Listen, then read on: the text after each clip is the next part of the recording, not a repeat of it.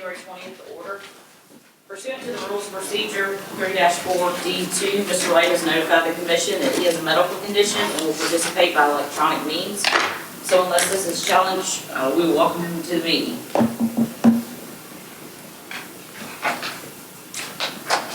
Hearing none, the adoption of the agenda.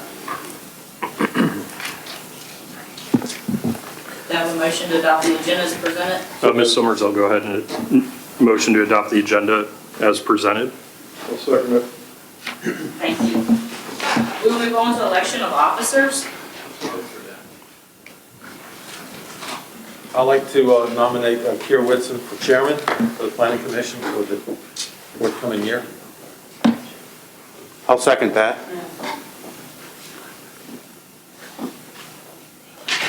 I'm sorry, we didn't vote on the agenda. We just back up and take a vote. All in favor say aye. Aye. Any opposed? Okay, so for nominations for chairman, we have Mr. Whitson. Is there any other nominations?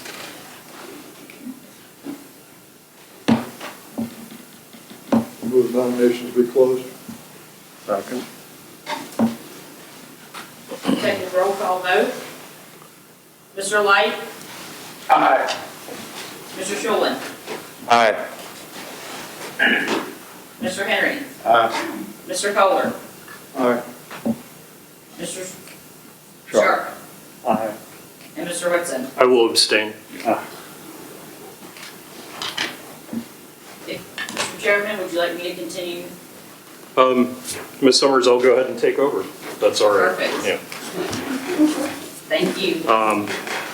Thank you very much, everyone, for your vote of confidence in me. It's not certainly something I was seeking, but I do appreciate it. And I can say that you all really accomplished a lot in the past year. And I want to thank Mr. Frazier, my colleague on the Board of Supervisors, and Mr. Connick, and all of you who were serving this past year during very difficult circumstances. And I know that when I ran for the Board of Supervisors, I ran primarily on one principle, and that was a burning need to review in great depth our zoning ordinance and the need to update it with a sense of urgency. And you all certainly have that sense of urgency. So I want you to rest assured that I share that with you, and I welcome the opportunity. So thank you.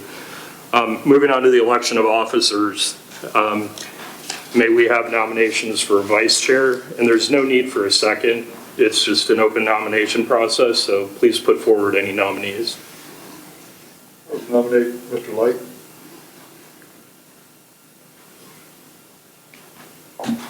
Any other nominations for vice chair? Hearing none, the nominations will be closed. May we have a motion? Do I call for a motion to appoint Mr. Light as vice chair? Is that Just a vote. just a vote? Mr. Sharp? Aye. Mr. Henry? Aye. Mr. Schulin? Aye. Mr. Kohler? Aye. Mr. Light? Aye. And I also. Thank you very much. According to your rules of procedures, I know them. My understanding is that the Secretary of the Planning Commission, by no offense, by default, is set as our zoning administrator. So unless there's some objection, I think we should move forward with the assumption that Ms. Summers will be our secretary in 2021. And secondly, the rules of procedure also designate our county administrator as the FOIA officer, and hearing no objections, I would ask that we all make a commitment to Mr. Curry serving as our zoning administrator, as our FOIA officer in 2021, which I think will move that administrative work off of this body and allow us to focus on substantive work. Okay? Thank you very much. Does that need a vote, I don't believe that needs a vote. the FOIA? No, I believe we are set to go on both of those positions because they are set forth in the rules of procedure. Sure. Thank you. Next, I hope everyone had a chance to review our draft meeting schedule for 2021. And importantly, embedded within this agenda item, item D, We have an organizational meeting resolution. And I want to just draw your attention to the pertinent part, make sure that everyone is comfortable with this. The third paragraph in the organizational meeting resolution puts us in a position where if we do encounter inclement weather, we are able to move the meeting automatically with adoption of this resolution to the next Monday or some other day that the chairperson designates. So just to read that paragraph, in the event the chairperson or the vice chairperson, if the chairperson is unavailable, declares that weather or other conditions are such that it is hazardous for members to attend any regular meeting, that meeting shall be continued until the immediately following Monday, or if the meeting location is not available on the immediately following Monday, to another date established by the chairperson without action of any kind by the Planning Commission. Such finding by the chairperson shall be communicated to the members and the press as promptly as possible. All hearings and other matters previously advertised for such a meeting shall be conducted at the continued meeting, and no further advertisement is required. And in my understanding, this is fully FOIA compliant, and it will make the trains run on time, so to speak.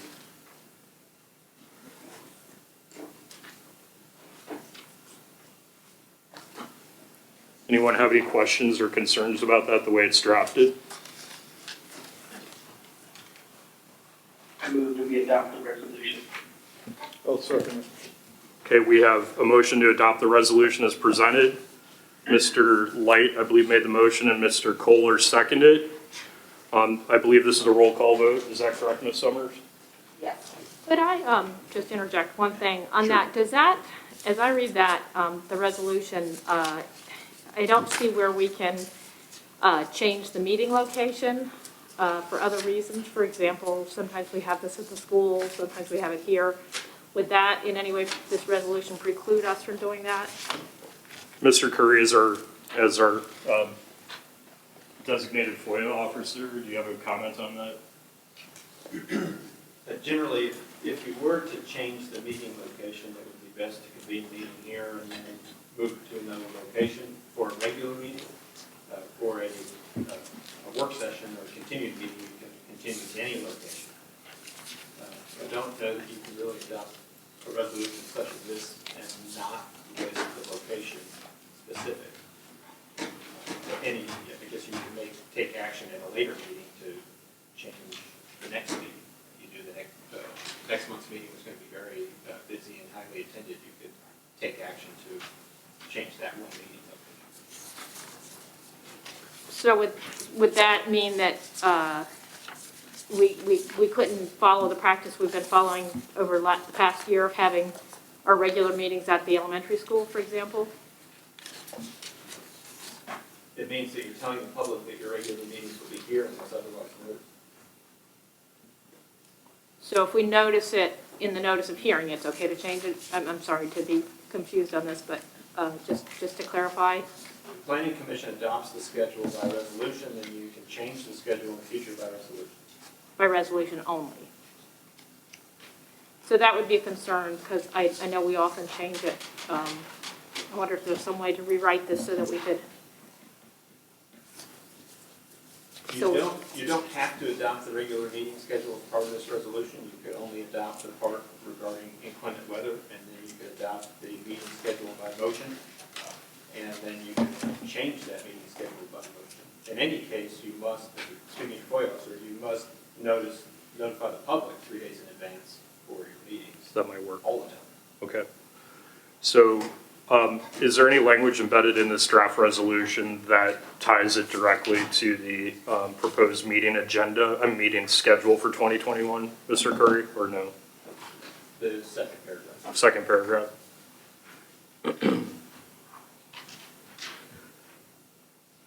So if we struck the second paragraph, would that? Then this resolution would serve to identify how you're going to handle inclement weather or other conditions. Okay. that are hazardous, and only that, if you still want to take action outside of the resolution to set your Okay. regular meeting schedule. So the entire regular meeting schedule for the year could be noticed now. Okay. Mr. Light, would you care to amend your motion to? I will double had a little trouble hearing that, so how about if I withdraw my motion? Fair enough. Do I hear a motion adopting the resolution amended as Ms. Ishii has put forward, which would be to omit paragraph 2 without any reference to our meeting schedule for 2021? Could I ask a quick question first? You don't have to notice the backup meeting time, right? Because it's already in the regulation? I mean, in the procedure, is that right? If we do this? Gary, I guess I'm asking. You will have to FOIA notice all of your meetings, all of the time. But it's not enough time to notice a Monday meeting from a You Wednesday. still have to notice the continuing meeting, and then if 3 days are the amount of time practically available. So if it's So it wouldn't be- turnaround, you still notice, you just wouldn't have 3 days. Oh, okay. That's all. Okay, did we have a motion? That was not a motion, I don't think, but I'm happy to make that motion, as Okay. you've just stated. Okay. Anyone wish to second? I'll second it. Okay. Ms. Ishii made the motion, Mr. Sharp seconded. This is to adopt our organizational meeting resolution omitting paragraph 2 and any link to our proposed schedule for 2021. All those in favor? Aye. Aye. Opposed? Should be roll. I'm sorry. I'll learn. I'm only 10 minutes into this. Roll call vote, Mr. Sharp. Yes. Aye. Thank you. Mr. Henry? Aye. Mr. Shulin? Aye. Mr. Kohler? Aye. Mr. Light? Aye. Ms. Ishii? Aye. And I also. Thank you very much. So now would entertain a motion to adopt our meeting schedule as presented for 2021. I'll move that we adopt the meeting schedule as printed. Thank you. And a second for Mr. Kohler's motion. I'll Second. second that. All right.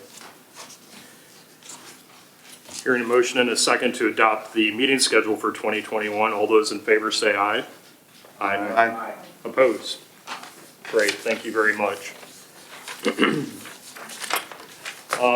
Moving on to item E, and this is just one small part of the Planning Commission's rules of procedure that came up last year, and this relates to the extent to which a member may participate electronically under a medical exemption, and that in fact is what's happened tonight.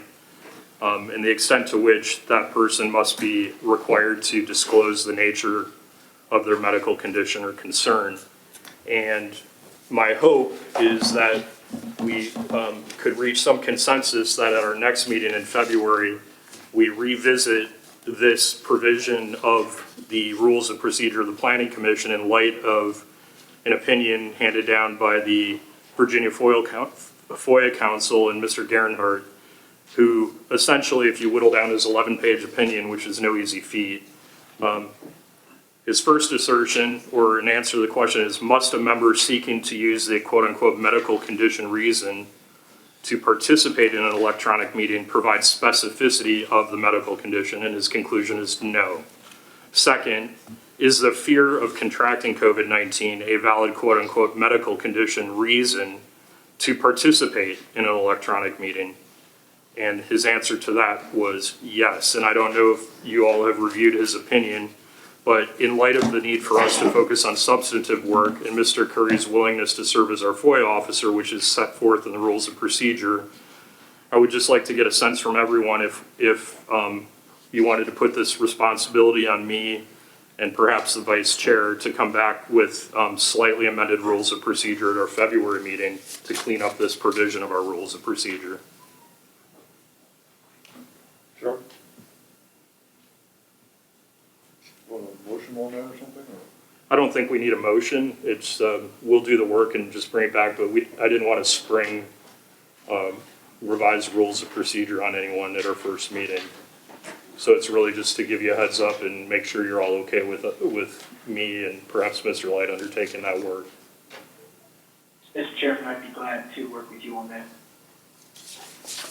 I'd also be glad to help in any way. Okay, great. All right, so we'll come back in February with that provision of the rules of procedure revised and track changes so everyone can see what we're proposing to amend. But I think that'll clear the way for Mr. Curry to serve in a way that he's comfortable doing so as our FOIA officer and allow us to do the work of the Planning Commission. Moving on to item F, minutes of the December 16th, 2020 regular meeting. I don't know if everyone has had a chance to review them, if there are any comments, corrections, or any concerns about them. I do have some corrections, but others can go first if they want. 'Cause they just may Please take a go moment or ahead. so. Go ahead. Okay. And Ms. Summers, do one of you just record the corrections? Or Marlene, thank you.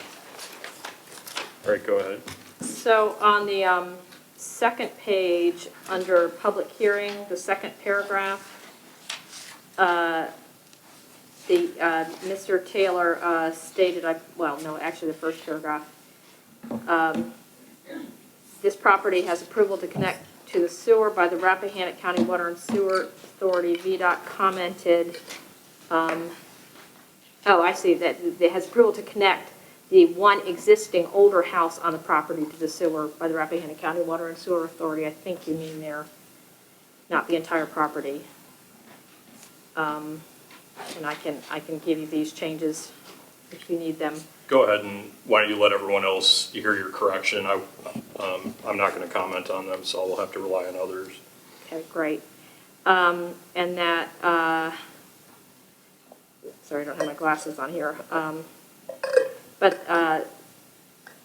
that VDOT commented, the sentence that VDOT commented that when the site is developed to their standards and guidelines for entrances, their standards would need to be met. They did, however, after a site visit, have no major concerns, but I think we should add, but they noted that since there was no preliminary drawing at this time, their conclusions were speculative. I think you're putting words that not necessarily came out. Well, that's what the VDOT letter says. I don't think it was speculative. I don't think that was. I'm sorry, what? I don't think they were the exact words that you used. I think it was. That she reads. I'm sorry, I didn't hear that. The comments, that was, just to interject, that paragraph is part of my staff report that I give, and it is reflected in what I did say correctly as written. Okay, I'll drop that then, thank you. Thank you. And then in the final paragraph, on my comments, Ms. Ishii stated, the second sentence is, she questioned if anyone in the service area would connect, but if it was mandatory for existing structures, how could the existing buildings connect if there wasn't any capacity left? I think what I said was, I stated my understanding that all structures in the service area are required to connect, but questioned what would happen if there wasn't any capacity left. Mr. Sharp noted that, stated that the service is first come, first serve. I don't know what the remainder of that sentence means. The owners could purchase units for their existing buildings at reduced prices to secure the unit. If Mr. Sharp feels like that's what he said, I'm fine with it. Well, no, they have to purchase them at full price, but they can maintain them for half the user fee, half the monthly. It's an idled EDU. Yeah, there's an idle, yeah, inactive. So that might need clarification for that. That didn't make sense. And I also asked if, when the Water and Sewer Authority has stated that they had capacity, what they meant is that they had available EDUs, equivalent development units, available, I think is what I had asked there. And in the last sentence, the next sentence, Ms. Ishii questioned if there are days the system is out of compliance due to stormwater. I would like to add, which is what I think I said, stormwater infiltration from as yet undetermined sources. And that the next sentence, Mr. Sharp stated that most systems have some infiltration. He noticed that they have issues when we have large storms. and unless Mr. Sharp has an objection since he was there stating it, I would like to add, and there currently are stormwater infiltration on our system during large rainstorms that render the system out of compliance a few times a year. Are you proposing that in lieu of the last sentence of that paragraph? I'm proposing it as a comma and then I completing the doubt lesson. whether I would have said that. I think What would you like to have said, I Mr. think you're Sharp? rebuilding, I think you're taking these minutes and you're going back and rebuilding them to make it the way you want it to appear. And Well, I take exception to that. I mean, these minutes are done based upon listening to the audio recordings and notes that the secretary takes. And I think your efforts to rebuild these to a level that didn't exist a month ago is misrepresenting what was actually said at that time. Mr. Henry and Ms. Ishii, might I propose that we, Ms. Ishii, perhaps you could put your edits in writing, which would be easier to track, and perhaps we could entertain a motion to table adoption of the minutes until our February meeting, and that would also give me a chance to listen to the meeting closely and just check your edits, your proposed edits against what was said, and that way I think we don't have any disagreement here. I think that would be Okay. fine with me. Would anyone wish to make a motion just to table? I'll move to table the approval of the minutes until February. Great. Do I hear a second? I'd like to just make one minor change in the minutes Okay. before we approve it. Well, We're not approving it, we're there's a tabling. motion Oh, to I'm sorry, table, okay, so we can okay. incorporate your change Okay, later. that's fine. Yeah. I would second that. Okay.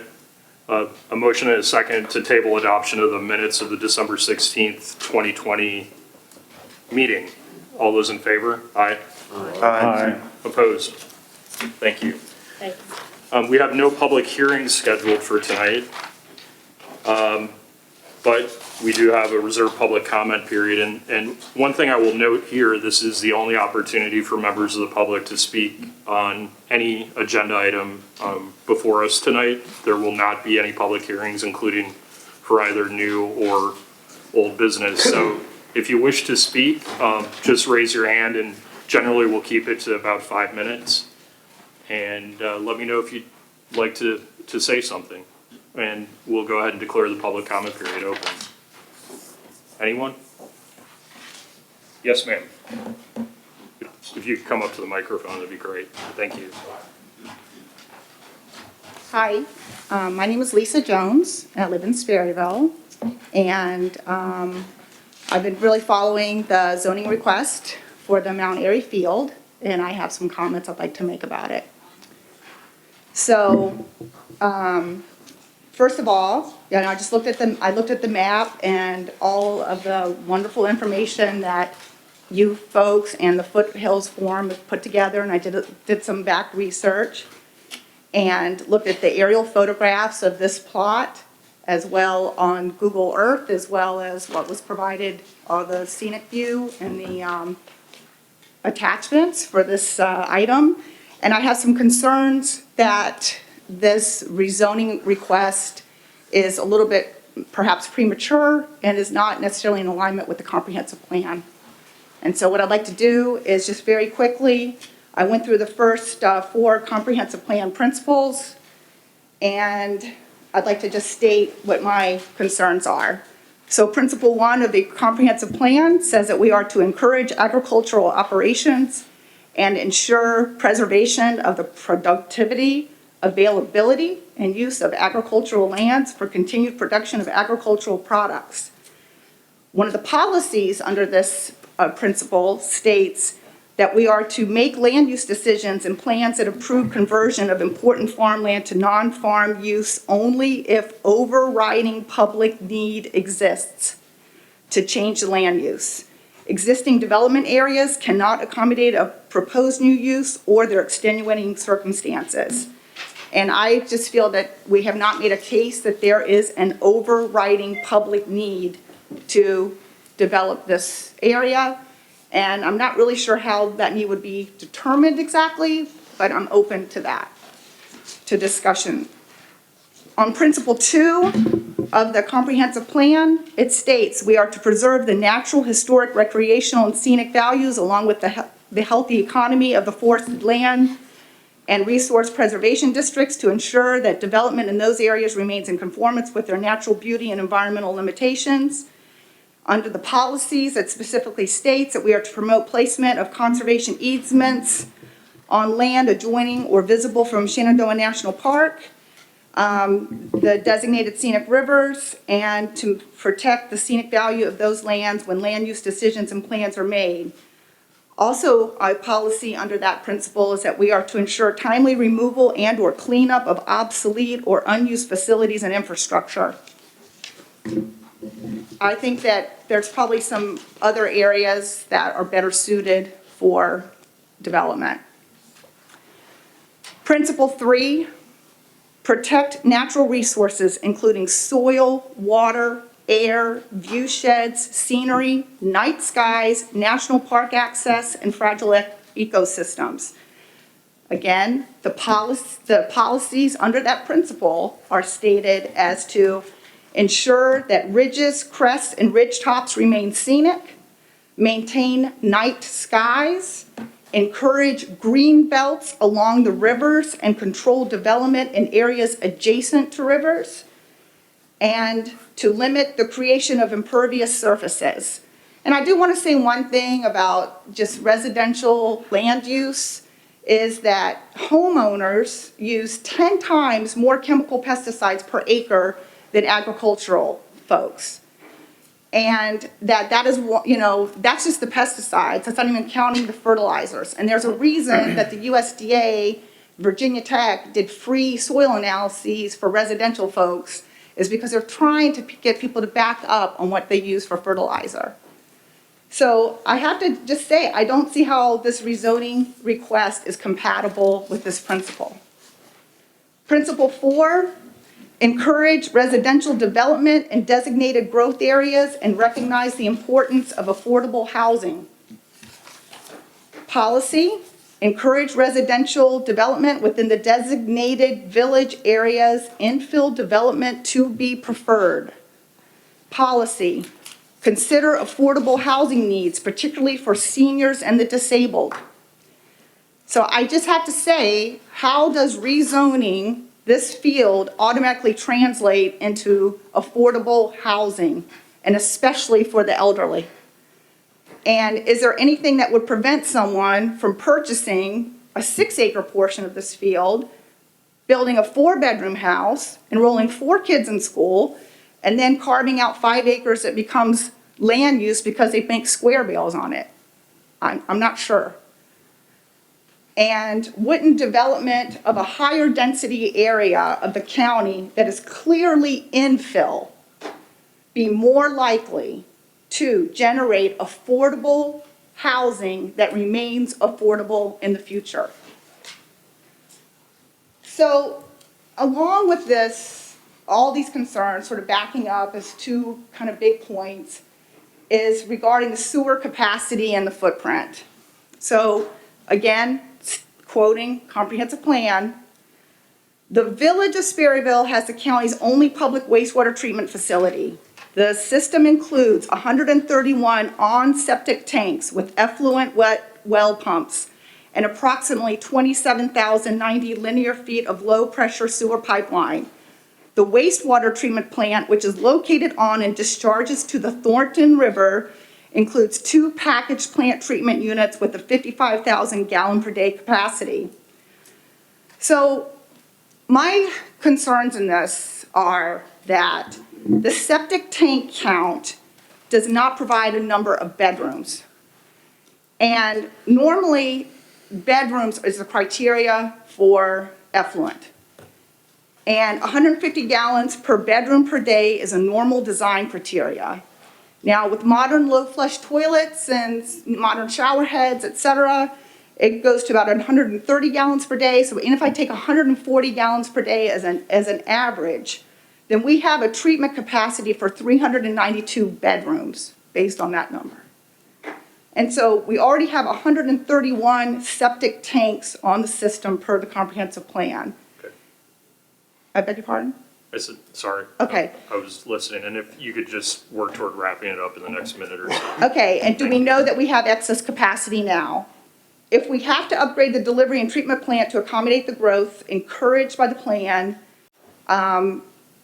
in the actual infill development areas in the town, then who pays and how much, and how far beyond the existing sewer lines are we going to allow tap runs so that we know what the radius is. And septic tanks are a known source of groundwater contamination and water pollution, and the comprehensive plan does state that lower density housing needs to be maintained in areas that cannot access sewage treatment. And my other question for that is, when will the Racy engineering study actually be complete and available for review? And then finally on Sperryville is, what is the boundary of the village? I mean, the comprehensive plan dropped the village maps. I get that they were unpopular by some folks have stated this, but it does state that infill development is preferred. And we do not have a formal definition of infill area, and I don't know when we use the word around the village, what does that entail? And clearly, the Mount Airy field is greenfield. My other concerns are with, I know you want me to wrap it up, I don't know how much time I get, there's nobody else talking. Yeah, but- other people are going to be talking, yeah, so just, if you Okay. could be quick. I would originally 9 minutes to her. Okay, all right. So my other concern is regards to sustainability, is how would the proposed development's residents' needs for services be met? If there are 2 children per home and the county costs are $10,000 per child per annum in local funds, that's 2 times 13 times 10, that's $260,000 per year. K through 12, that'd be $3.38 million if you had those kids stick the whole way. And I'm concerned with a quote that I saw in the November 12th Rappahannock News, that the county counts on construction of new homes to generate new tax revenue. So that's not sustainable. You know, we need to close the tax loopholes, possibly starting with agricultural use on very small parcels, cut costs, and close the gap. Relying on new construction is a pyramid scheme. And that's one of the things that really led to just rampant, unsustainable growth in states like Florida. So this is just the thing for the cost per student. That was, again, the cost per student is in the comprehensive plan. And it seems like everyone seems to agree that open space and the farms of Rappahannock County are the single greatest source of revenue and the county's primary asset. And the farms in this county utilize very little in the way of services. I think everyone agrees to that. It's been stated over and over. And so how do we maintain open space? How have other people done it? I think my husband was from Western Loudoun County. I go to Hamilton, Virginia, and it just about makes me cry coming home to see the rampant development of that county. And I really would encourage you guys to look at Google Earth in Hamilton, Virginia, look at the outline of the town, and look at the clover leaves of development coming outside of the town boundaries. That is insidious development. And so how did Europe do it? If any of you guys have flown over Europe, you're like, oh my gosh, like how was all creatures, great and small, how were they able to make that film in England today? England is a much more population-dense country. They've been doing this a long time. So if I had a PowerPoint, obviously, but if you look at Hamilton, Virginia, this is the outline of the town right here. The development is going all through this cloverleaf. It's consuming farmland.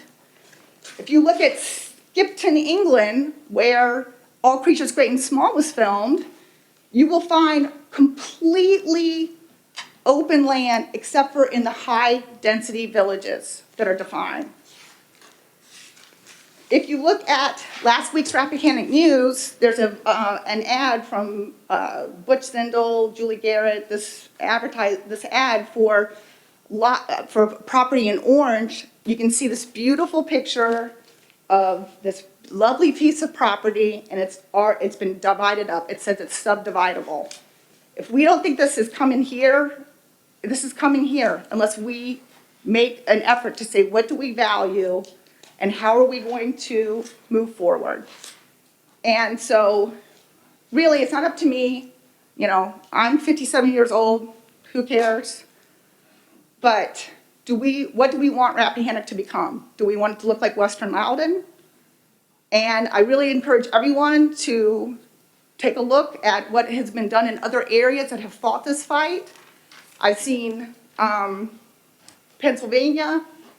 I watch a farmer show on Pennsylvania, and I cannot believe the development that's right up against this very successful dairy farm. It's right there. There's a fantastic show. It's on YouTube called Save Our Land, Save Our Towns, and I encourage anyone to watch it and at least consider it. And I think there's lessons learned from Europe and what they're struggling with to maintain their farmland. And in the U.S., you have to be aware of unintended consequences of access and building laws.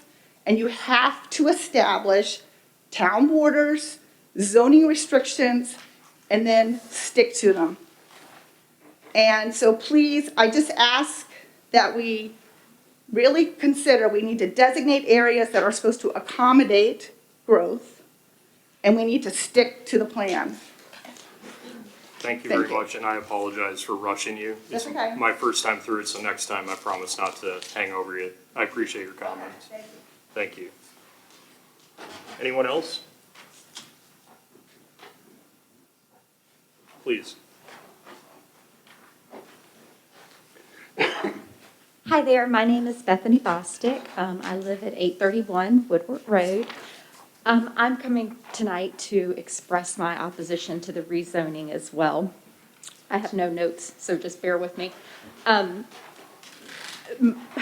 have followed this through the newspaper, even though I haven't been to the meetings, but I have to agree with a lot of my neighbors. I worry about the traffic that this would bring to Woodward Road. I worry about the can of worms this could open as far as other requests for rezoning. I worry about the ecosystem and the view shed and all of those things, but I would say that the dangerous conditions that this traffic would bring are probably my biggest concern. There are 3 ways to get into or to access this tract of land, one of which is off 231, very long, narrow, places where vehicles can't pass each other in gravel. I doubt many people would use that. The other is right off of 522, also very narrow, where vehicles often can't pass one another. I don't know how you would remedy that because there are houses that are so close to the road right now that I don't know how you would widen the road and allow 2 cars to be able to pass without altering someone else's property. And then the entrance that we use is off of Estes Mill. Again, very narrow, very steep. The bridge, it's hard for 2 vehicles to pass each other. There are 2 hairpin turns that have blind spots. And I've already had quite a few close calls there. So I can imagine that once we add traffic that there will be even more close calls. Our road is used a lot by people for walking, jogging, biking, adults, children, people who live on our road, people who don't, and come and park and use the road. I myself am a little apprehensive with the traffic now to load my 2 infants into the stroller and take them for a walk on the road. So I can't imagine if we add 17 more houses, what that would be like. I think it's important to note that this isn't the only piece of land that's not developed on Woodward Road as well. Not too long ago, there were 2 other lots that were for sale right there. So there's still that chance for zoning to come in and or more homes to come in. I do worry about what can of worms this might open if this gets rezoned, which to me 7 houses is more than enough on this piece of property. But how do you determine who gets to rezone their property? And if this is going to be like a case-by-case basis, are you just going to start letting everybody who has R5 rezone down to R2? So I really ask you to carefully consider that and think about the safety of the people that live on this road. I know people want affordable housing, I know it took us years to find something that we could afford, and we actually live in a house built by the Taylors and purchased from his son. And it's a 2-bedroom house that we paid over $300,000 for. So we understand the need for affordable housing, but there's nothing really saying that these, I mean, that's such a relative term. So there's, what is affordable? And what's to say these aren't going to be $300,000 or $400,000 houses? And what's to say they're going to go to families in Rappahannock? How do we know they're not going to be somebody's second home? So I just ask that you carefully consider whether you would want a subdivision with 13 to 18 houses located right next to you on an already kind of awkward and unsafe road. And just kind of think what the consequences of this might be down the road. Thank you. Thank you, Ms. Bostic. Anyone else?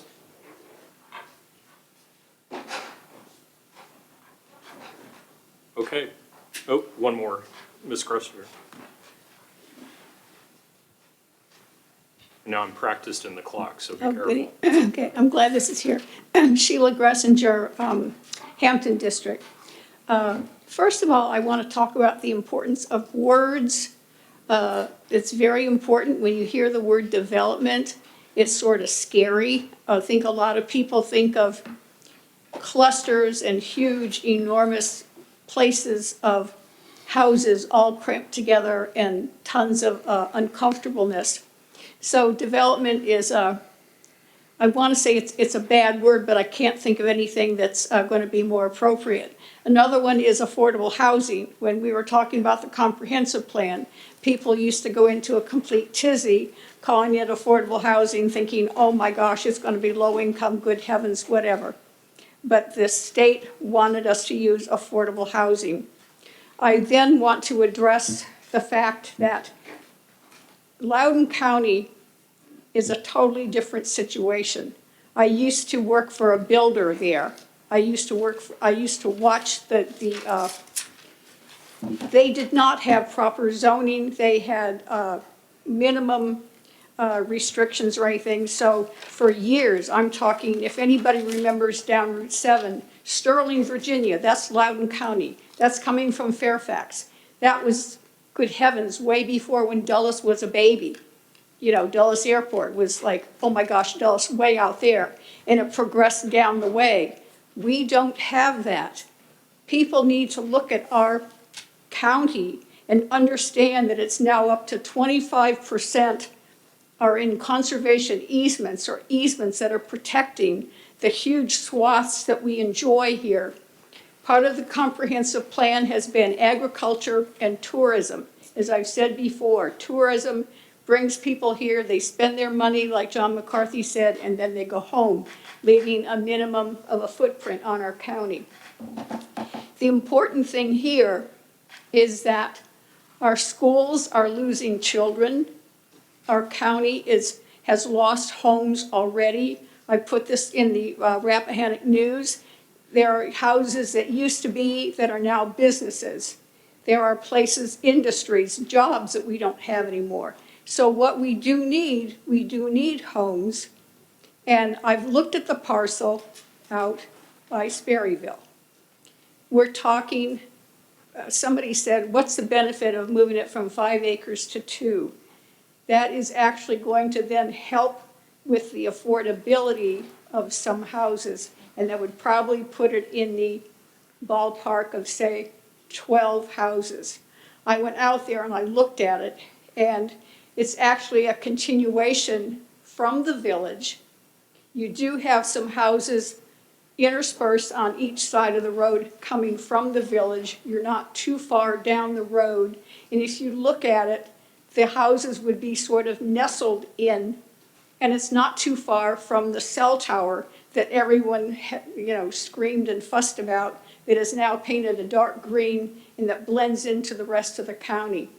So I don't think 12 homes are going to be the problem that people are saying it is. It's change, it's very uncomfortable, and I think eventually, with studies are done with the sewer and everything, that those concerns will be addressed, and it probably will work out to be okay. The other thing, we were talking about homes. You're going to have apparently before you eventually the Black Kettle Commons. And that is going to be asking people for a boundary adjustment between the county and the town. At this point, the land that the county owns is rather unattractive. It has some swampy stuff. But the integral part of the entire parcel, they're looking to have some homes, small homes, that can be what my parents used to call me, don't expect to start out where your parents left off. In other words, they're looking to propose small houses, rental homes, which is what people are looking for that we haven't been able to find. So I'm hoping that over the course of time, these things will be a benefit to our county, and we'll be able to welcome more people as residents here because we certainly need them. Thanks. Thank you very much. Ms. Haynes?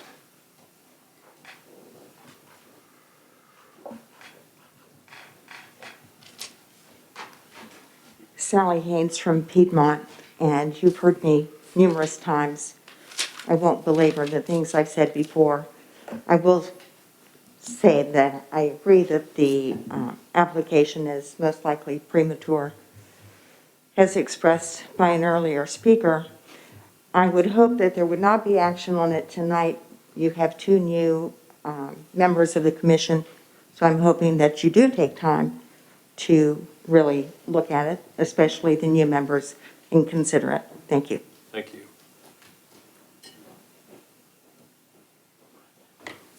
Anyone else? Oh, I'll come back to you in a second. Yeah. Rodney Day, Sperryville. I didn't really come tonight to go back and forth. What I was hoping to come here tonight and see, I saw the new plat. I've looked at it. I'm familiar with that property. I could throw a rock from my house and hit it. And Mr. Taylor will attest that I've walked his property many times. He's been kind enough to, look the other way as I walk it. It's a beautiful piece, but I was just hoping to come and hear you guys discuss it so that then hear what your viewpoints, then maybe we could all come back and go, hey, you're right on, or I have a problem with this or that. I would just hope you don't try to come up with a decision tonight so that everyone can reassess. That's it. Thank you very much. Yeah, you're next. Sorry about that. Thank you for your comments. I'm Bob Trafton with Piedmont District. I've spoken a few times. I just wanted to briefly just say that Mr. Taylor does have a right to develop his property to the maximum density allowed by zoning.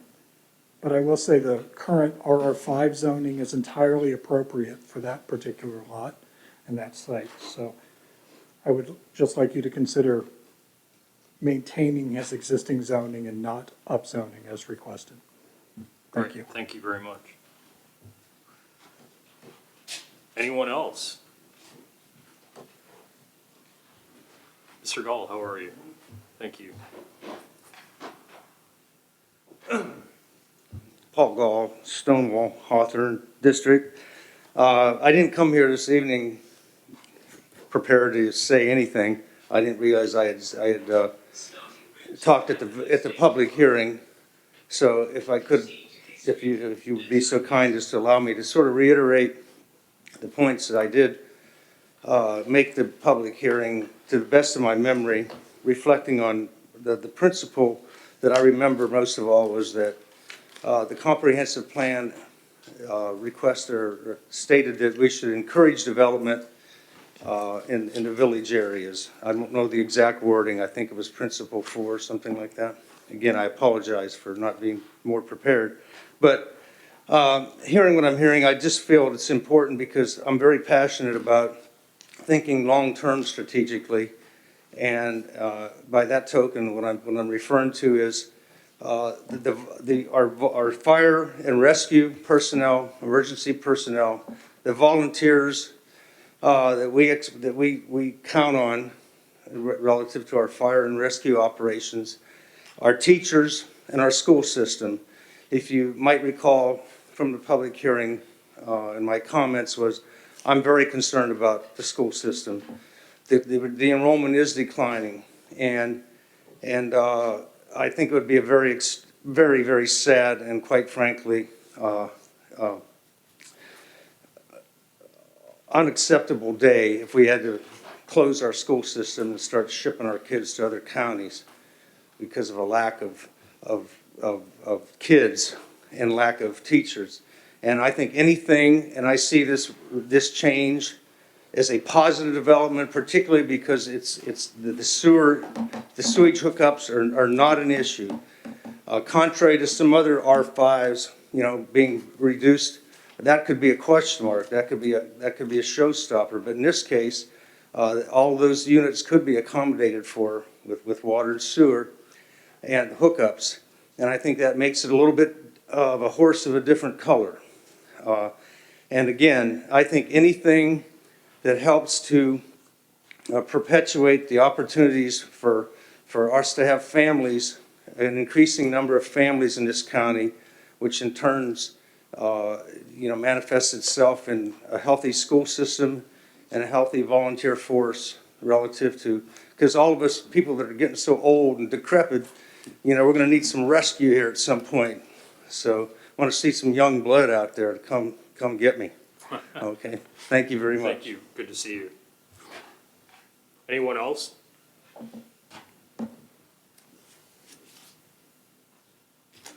All right, we'll wrap up the public comment period. Thank you everyone for coming out and for your very thoughtful comments. All right, we will move on to 2 items of new business. Both are applications for special use permits related to tourist homes. And I think at this time, if I could call on our colleague, Ms. Summers, on the first application, just to introduce it for us and rough into some of the details of the application, that would help a lot. Thank you, Mr. Chairman. This is a vote on behalf of Cbhd Siblings LLC. Has applied for a 2-bedroom tourist home with a maximum of 4 guests. The property is 213 acres in size with a pool house and agricultural buildings. While Ms. Vogel is away, she will employ a local property manager to oversee this property. The health department commented that a septic system was approved in 2013 for a 2-bedroom home. Again, this is a preliminary review of this application. The planning commission may decide to hold a public hearing next month, or they may, with or without a recommendation, send it to the Board of Zoning Appeals. Okay, thank you. And Ms. Bogle, I don't think is here. Am I correct? Correct. Mr. Brown is representing her. Mr. Brown, do you want to add anything to the summary of the Mr. Chairman, thank you. application? Appreciate it. Michael Brown. I'm here on behalf of Ms. Vogel and the SBHD siblings applicant. I believe that the materials that we have submitted in connection with this application should be sufficiently detailed to enable you to move the matter on to the Board of Zoning Appeals and the special use permit application. I'm happy to answer any questions that any of the commission members might have. Earlier, we were also able to submit a set of photographs that weren't in the materials earlier. Hopefully the commission members had a chance to just glance at those. They're all labeled as to what they purport to show. Essentially, we hope that this is an easy application to consider and approve. It's an extremely low intensity use on a 200+ acre farm, and we believe it's a good application and has all the details for you. Thank you. Mr. I'm Brown, happy to answer any questions. My primary question is which dwelling on the property is the one contemplated as the tourist home? There is only one dwelling. Oh, there is just one home. Right. I saw pictures of pool house, but that's not part of the. It's an open pool house, although it has sliding louvers so that you can close it off, but that doesn't have any dwelling component. There's just the fairly modest 2-bedroom home cottage that's on the property.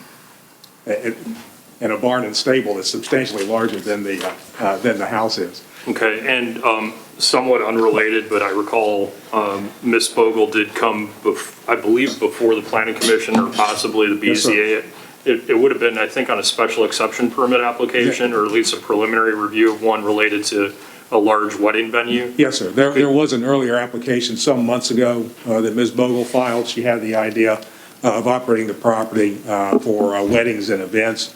And that for various reasons, at that point, after getting comments, I think initially from the Planning Commission, just sort of let that go. So that's off the table at this Okay, point. that's all I have. Yes, sir. Does anyone have any questions for Mr. Brown? Just a couple quick ones. I'll compliment you on a nicely pulled together application, very complete. Those pictures must have taken a while to get together, but they're very good. I'm familiar with the property. I don't see any issues really with this.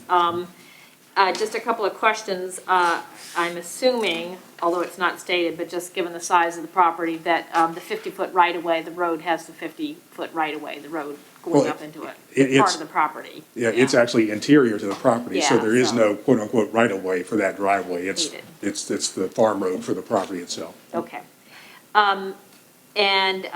So the house is 2-bedroom, and you're going to limit it, you're willing to limit it to 4 guests? Yes, ma'am. Yeah, okay, good.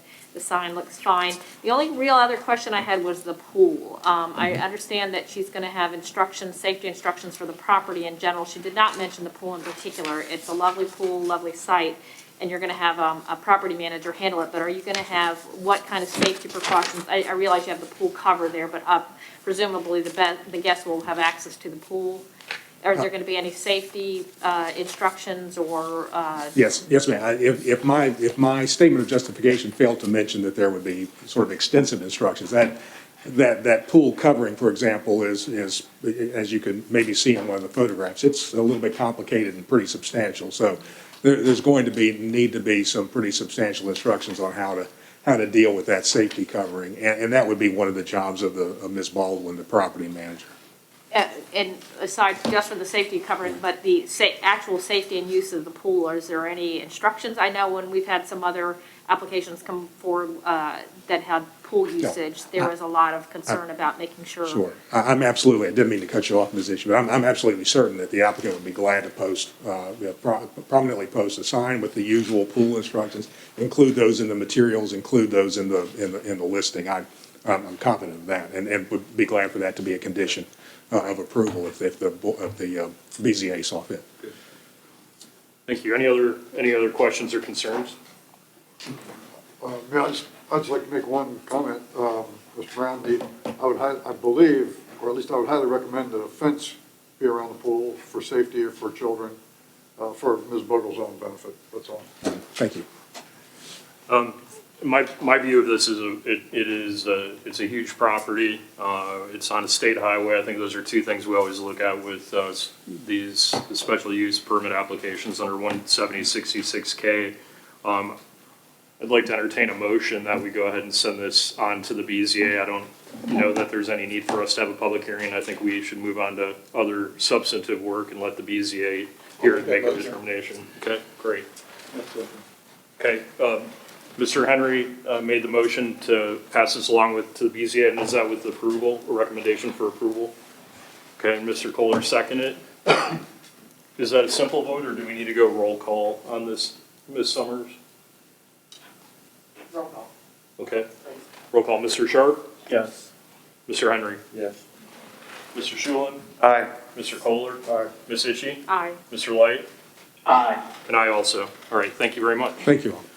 Ms. Summers, would you just please turn to the second application that's very much in the same vein, special use permit application for a tourist home?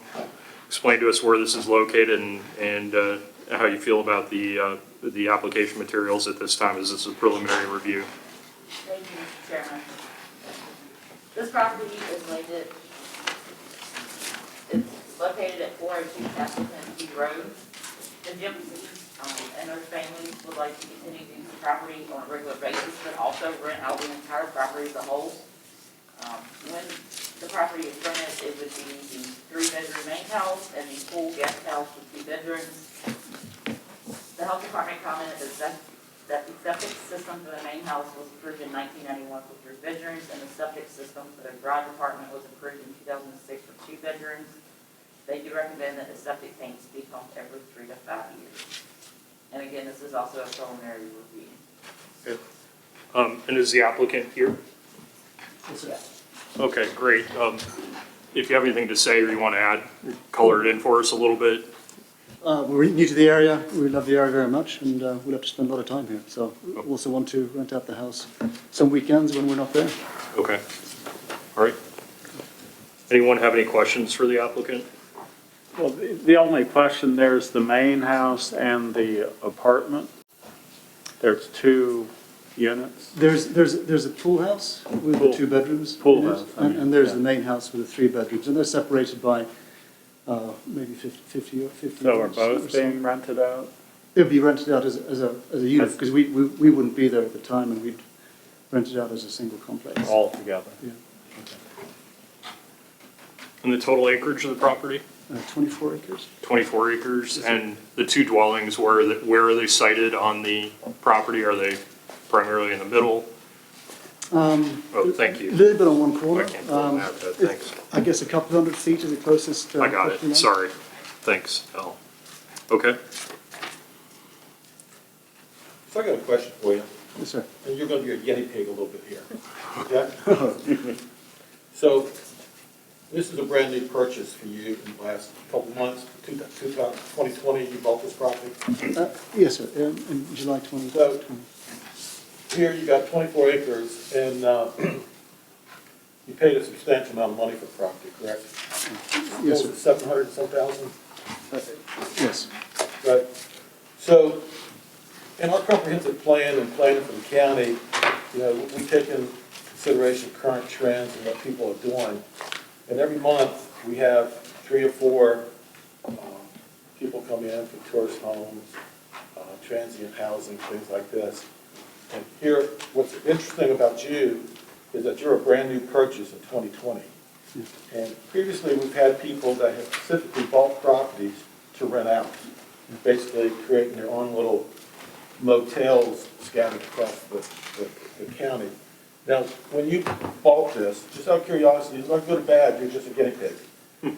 So when you bought this, was it in your mind at that time that as part of your purchase plan to make this work and for long-term sustainability of you and this property, your family and this property, was that you were going to rent it? To help offset costs, we considered that as a good idea, yes. And I also want to add that, you know, the main reason we bought it was that over time, in particular, if internet connection can be improved, that I can work from here. Right now, I can only work from here a couple of days a week, but with better internet, I would be able to relocate here and work from here 5 days a week. And you know, I'm hopeful that that is a future even for a property as remote as the one we have. So here, are you planning on maybe in your rental program have 2 different entities of people here at a time? One family may be renting the main house, and somebody non-related to them would be renting the pool house? No, that was not the intent. The setup is such that it wouldn't make a lot of sense to split it up, because there's a pool next to the pool house, and if you rent the main house, you won't have access to the pool. So, no, we would The pool won't be open all year. That's also true, but I think I assume that the time that one can rent. So how many, is during in the your summer. financial planning, you seem to be a very smart gentleman and really think things out. So in your financial planning, how many days a month will you plan on renting this house? Again, it's not, you're a guinea pig, you're just giving us vital information here. Sure, sure. No, I'll be as honest as I can. Honestly, we hadn't thought it through to a great extent because we wanted to get a sense of how we like the property and how much time we wanted to spend here. I think on the absolute top end of it, it would be half the time. That is, half the weekends, rather than. And only weekends, if somebody wants to rent for a week, or. Maybe a week is You could fine. do that. If I wanted to come in and take it for a week, I could do that. I think I've got money. that would be fine. For me, the cutoff would be that if you're impeding our access, or my family's access to the property, then we probably wouldn't want to rent it out for that kind of period. And that's also why the short-term rental is the more preferred approach for us. So I guess this guest house that you have here would be, that has a kitchen, bathroom, everything in it? Yes, so it has a small kitchenette, but it's functional. And that could be a tenant house, somebody could rent that on if you didn't do this, somebody could rent that from you, and help you with maintenance, or pay you an income, or help you with maintenance on the property. I'm not sure that's allowed, and it wouldn't be part of our plan. But it could be done. And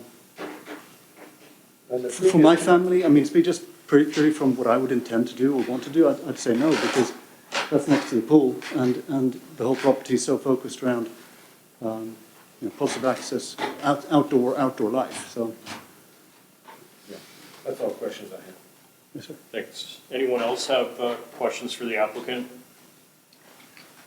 Just quickly again, on the question of the pool, since, the pool, it sounds like is something that your renters would have access to, again, just that you would have safety procedures in place for use of the pool. Absolutely, and there is a fence around it already, so. Okay.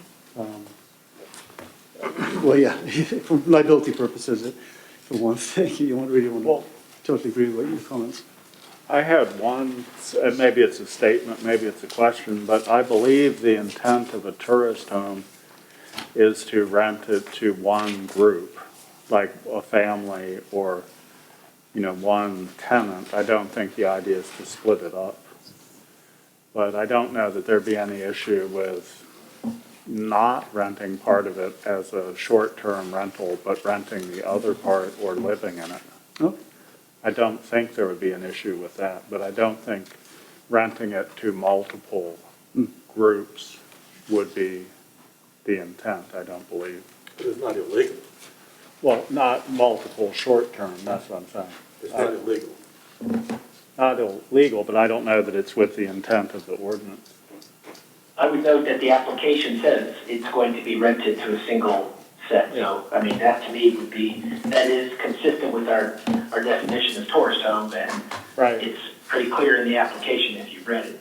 Okay, but it's just the difference is between this and ordinary ones, it is two separate units being combined, that's all. This is an older house here too, correct? I'm sorry. Can you repeat that? The main house is an older house. It is. When you bought the property, did you have the septic field inspected extensively? No, but it had been inspected the prior year. So that inspection, was that a camera? Do you know anything about the age of the system or anything like that? It's in the documentation. I can't recall.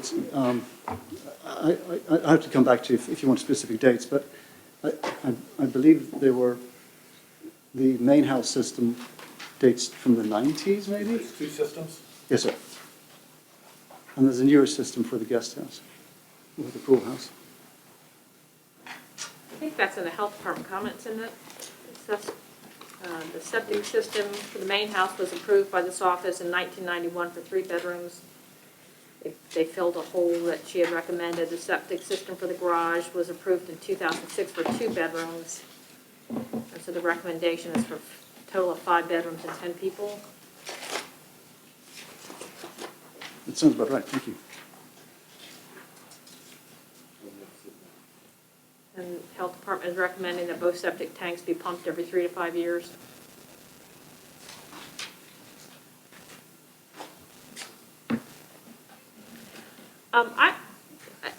Not specific to this application per se, I just want to raise that at some point I think it might be helpful to address our process here, because we have, as we all know, this preliminary permit stage, and then we have in the ordinance the option for a public hearing at the planning commission level, and then also a public hearing at the BZA. And it seems like we've gotten in the habit of just bypassing the public hearing at the planning commission stage, and I just think, I'm not positive that gives the public actually real true notice of what we're doing, the way the ordinance is written and how we're perceiving it. So I don't have any objection necessarily in moving this one forward, but I just think that we ought to address that. Yeah, fair point. So maybe we can just talk about that in a separate procedural discussion. It's a very thorough system. My concern is not getting bogged down when we don't need to get bogged down, and we have the luxury of having the BZA and not even the Board of Supervisors reviewing these special use permit applications. All right, does anyone else have any comments for the applicant, questions, anything? Well, I would just comment, to pick up on Ms. Ishii's point, I believe from my discussion around the the planning commissioner's course that I've taken, I think this idea of moving these step forward without a hearing should be the exception rather than the rule.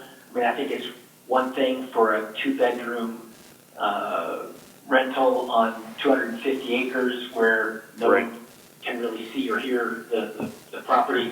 This one's a little bit different. I think there are some neighbors nearby. So my preference on this would be to move it forward with a hearing to give the neighbors an opportunity to weigh in.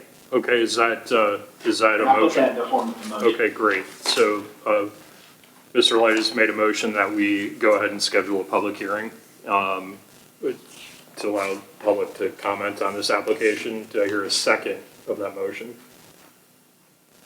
I think. Go ahead, please. No, I mean, I don't know that that's really necessary. I mean, we've been doing pretty well with the way it's been going, which has been, deferring the public hearings to the Board of Zoning Appeals unless there's some particular need to do it. I think it is more efficient. And I think you all do get a chance to have some hearing, but I think meetings can be pretty close together, and it's nice sometimes, but a lot of times it's not really necessary. And sir, just so you're clear, Mr. Sharp is the representative of the Board of Zoning Appeals on this body, which is why he's weighing in on the procedural aspects of this.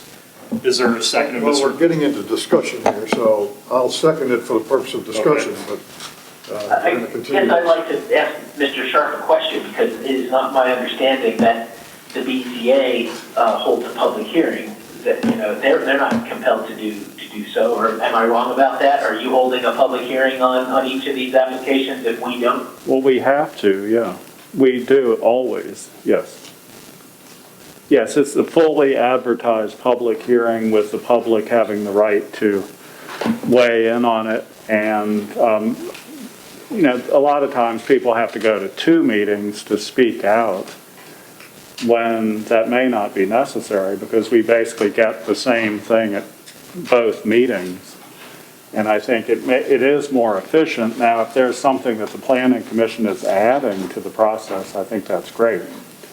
But to me, the reason that they're both opportunities is that the Planning Commission is looking at these applications from through a different lens. The planning and the comprehensive plan consistency and the broader planning than BZA is looking more at the compliance with the existing zoning. So to me, we kind of look at them with different intents. That's not to say that you all aren't perfectly capable of passing good judgment on these applications, but my sense is that we're looking at them with different questions in mind.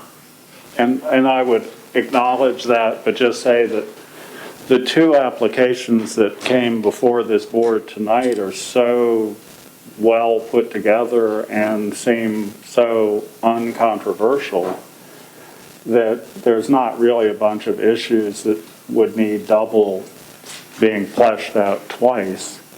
But I do recognize that there are a lot of instances where it is important.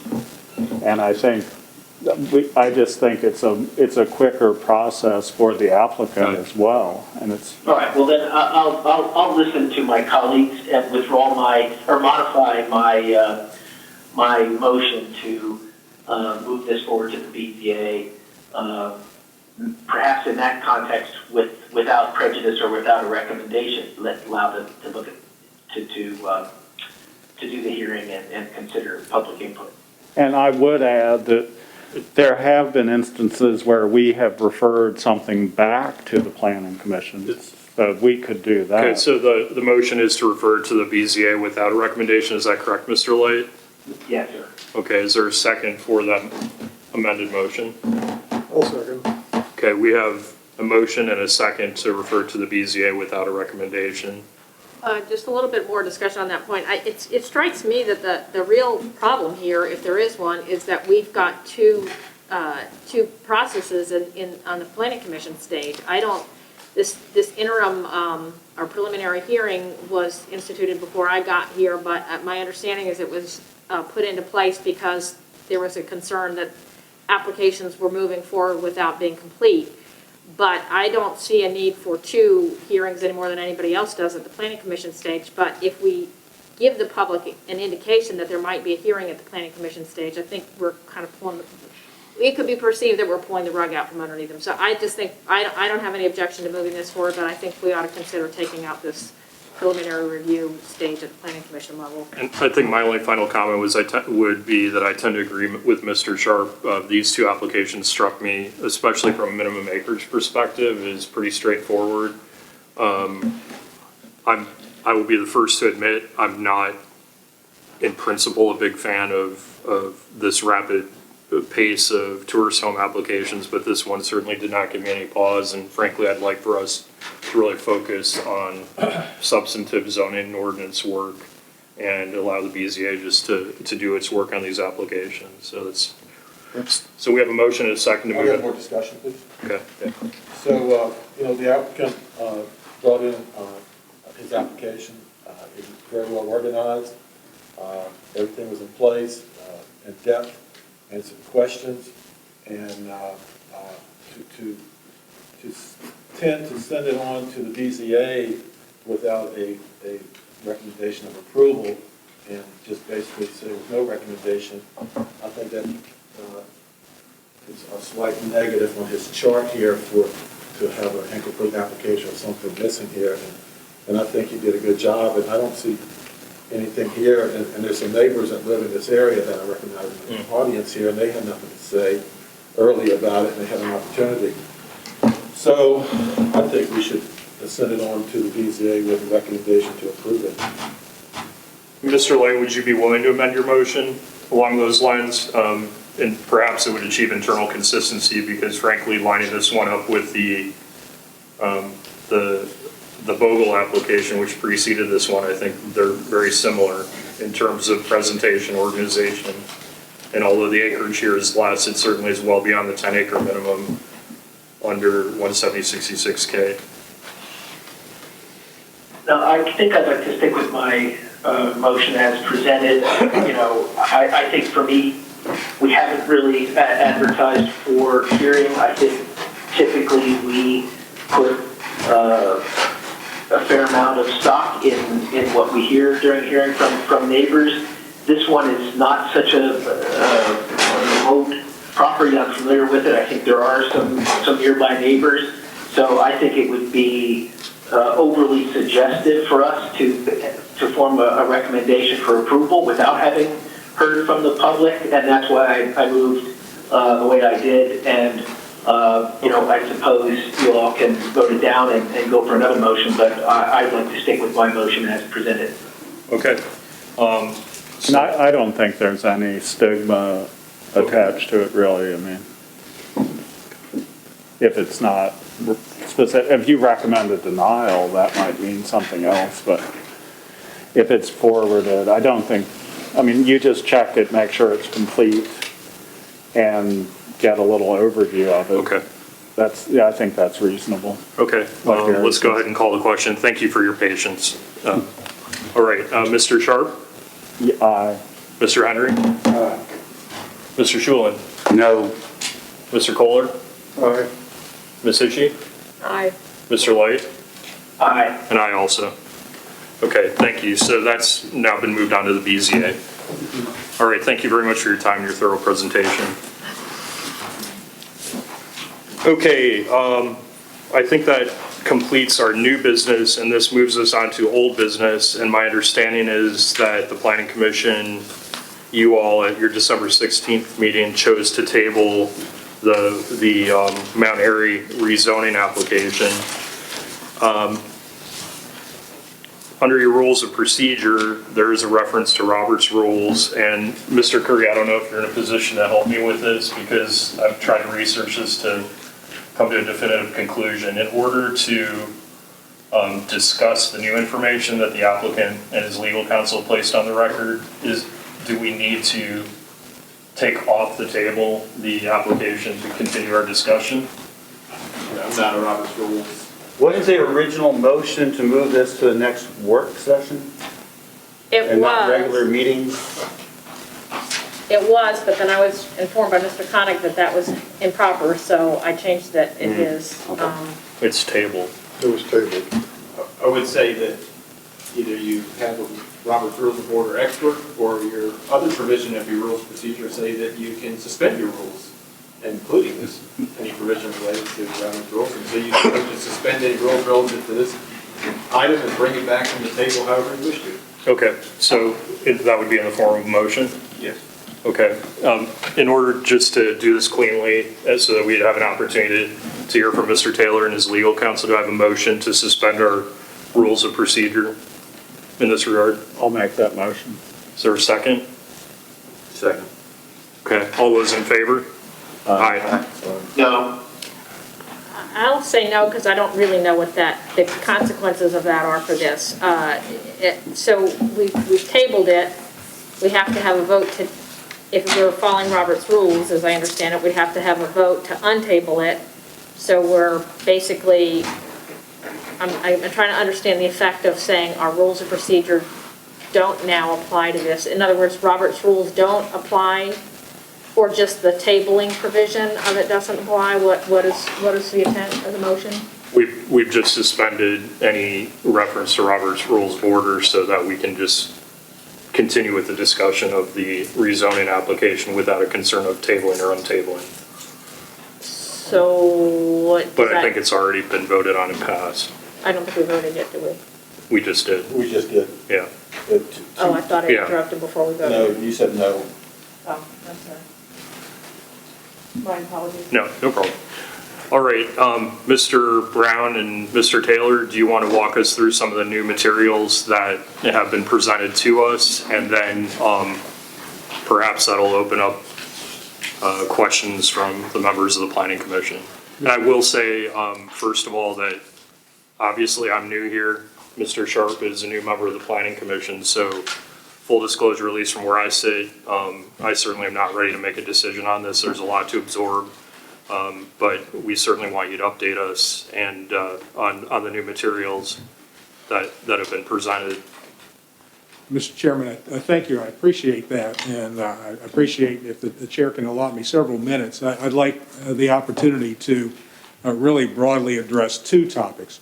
One is the new materials, and primarily that's in response to and in the context of the updated staff report. But also, I'd like to take an opportunity to address several things that came up in the Planning Commission's discussion after the close of the public hearing at last month's meeting, because the applicant wasn't afforded an opportunity to address the Planning Commission after the public hearing was concluded.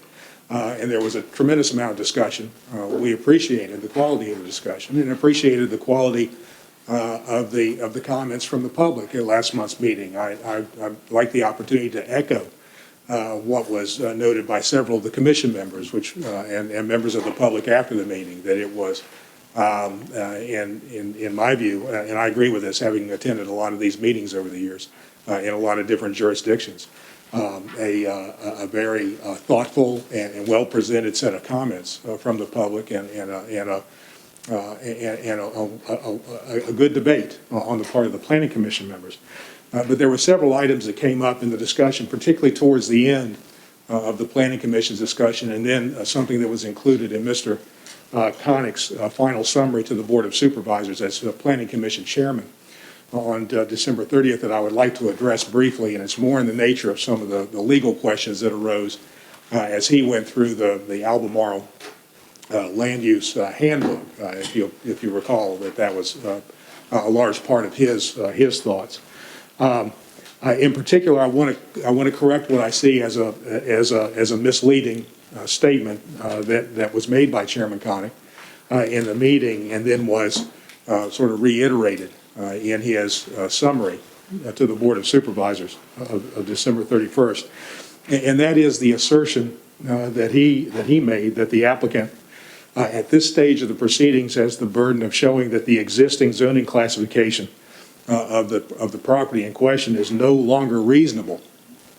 And for that proposition, he cites the Gregory case. That's in his summary to the board, but he also mentioned it at the last meeting. And I have to say, and again, I was sitting there last month thinking, wait a second, that's not right, but really didn't have a chance to. Maybe I should have been more forceful and demanded an opportunity to respond, but I didn't.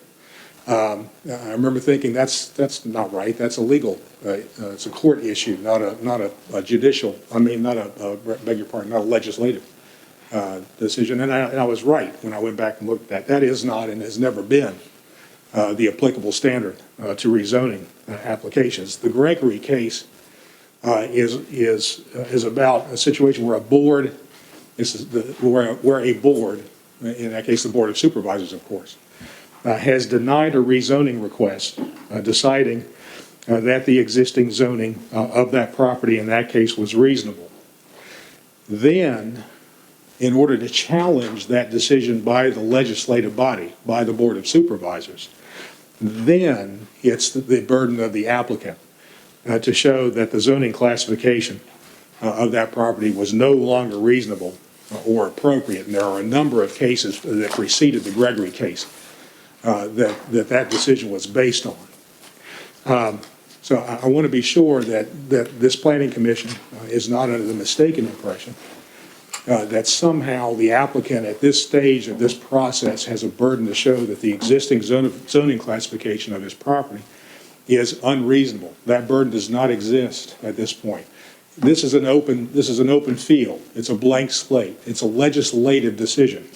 And you all, as members of this legislative body, and then later the Board of Supervisors, as members of the ultimate legislative body that have to decide this, are free to decide it however they want. There is no presumption in favor of or against the rezoning. There is no burden on the applicant. There's no burden on those opposing the application. It's a level playing field at this point. So I wanted to call out that correction and make sure that was understood at this point.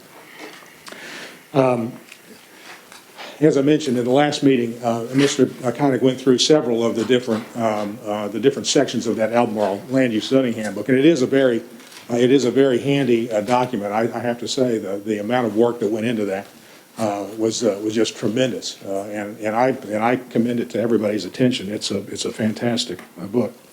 But I wanted to touch upon this evening several of the factors that are mentioned in that handbook. In references to that handbook and why that they actually argue, as he went through it, he suggested that several factors argued against the rezoning, and I want to touch upon several of the factors that are mentioned in that handbook and the materials and the cases cited that are in fact in favor of this, or would argue in favor of this rezoning. These are all brought forward under the Virginia Code. It's the applicable code section is 2215.2, 2284. It enumerates a whole laundry list of factors that are to be considered in a rezoning of property. I'm not going to touch on all of them, but I am going to touch on a few. One is that, is it consistent? This is number one. Is it consistent with a comprehensive plan? I'm going to touch on that at several points in my comments this evening. But I'd like to, I appreciated one of the public speakers during the public comment section this evening as that speaker brought forward several of the principles and why they believe that those principles argued against approving this rezoning. I would suggest respectfully that they do just the opposite. And let me give you a couple of thoughts as to why. Principle one, speaking to the conversion, or the preservation rather, of agricultural land, the agricultural nature of this community. Mr. Frazier, in last month's meeting, spoke, I thought, compellingly, dare I say almost eloquently, about his view of this rezoning application and the broader question of the impact of the strict zoning and subdivision ordinance that we've had in this county for the last several decades. And the point that he made, and I thought he made it well, was that the skewed, almost misconception that the zoning and subdivision ordinance has created as property owners have sought to subdivide or develop, to use an unfavored term, develop their properties. And the point that he was making, which I'd like to remind the commission members of, is that by not concentrating subdivision and development around the villages, which has always been a principle in the comprehensive plans going back at least the last two or three, and instead allowing that development to spread across the countryside, it has, in fact, had just the opposite effect of what the comprehensive plan has sought to achieve, because it has caused the division of what would be viable, usable, sustainable agricultural property, dividing them up into 25-plus acre parcels and plucking a big house down on them and selling them. And Mr. Frazier's point, I think he was dead on with this observation, was that we would have been much better off and we would have saved a lot more agricultural land and a lot more farms if we had instead taken a lot of those houses that were spread out across the countryside, across Rappahannock County, on farms that were divided up into 25-plus acre parcels, and instead, if we had kept them concentrated around the core villages like Amosville and Sperryville and the town of Washington and Flint Hill, and maintain that kind of good planning, and instead, it's had the opposite effect. So I would submit to you that honoring the principle one, maintaining the agricultural properties in this county, that in fact that is exactly what this rezoning would accomplish. 36 acres is not a sustainable piece of land to farm on. No one's going to come out here and buy the Mount Airy field. It's actually a little under 36 now, 35-plus acres, and think that they're going to farm it and make a living. So allowing the logical development of this property right at the edge, literally adjoining the village of Sperryville, makes a lot more sense than thinking that somebody's going to somehow obtain it and maintain it as agricultural property. Principle number 3 was also mentioned by the public speaker, and I appreciated that. Because Principle 3 talks about the preservation of natural resources. It also talks about something dear, I think, to all of our hearts. Not encouraging ridgetop building, maintaining our dark skies. Those are all concepts that I dare say just about every one of us probably in this room can appreciate. Well, I suggest to you again that the proper application of Principle 3 suggests that this rezoning application should be favored rather than opposed. Because let's assume, and I think it's safe to assume, that there is demand at some point in the next few years for the 12 to 13 houses that potentially could be put on this property. Do we do a better job of adhering to Principle 3 in prohibiting ridgetop building, in protecting the dark landscape of the majority of the county by having those 12 or 13 houses clustered near the village of Sperryville, or by having those same 12 or 13 houses out on 12 or 13 parcels subdivided into 25-plus acre parcels and scattered across the countryside? I suggest to you that Principle 3 suggests we should be looking favorably on this rezoning application, not against it. Another of the categories that's talked about in the Albemarle Handbook is the suitability of the property for various uses. And you look at two things there. It is literally the suitability of the property. Well, I've already touched on that. It is by default right now an agricultural property to the extent Mr. Taylor goes out there and cuts hay on it 2 or 3 times a year. He doesn't make a living cutting hay on it. It's just that's what he does to keep it in land use as it's appropriate. But the property is well suited, as was discussed extensively, I think, in the last public hearing, to use for residential purposes. Mr. Henry rattled off all of the applicable factors and heard from some other folks as well at the last meeting as to why this property is particularly suited to residential development. So I won't belabor those points again. But this factor also, this category under the Albemarle Handbook also looks at the question of the use of adjoining properties. And in that case, it talks about, whether, where the other property is zoned. Well, this is, again, this is a unique property. If you look at the zoning map that's at the end of the updated staff report, you'll see this property is surrounded by at least 4, I should have counted more carefully, at least 4 different zoning classifications of land: highway, commercial, village, residential, forgetting one, ag, and maybe R5.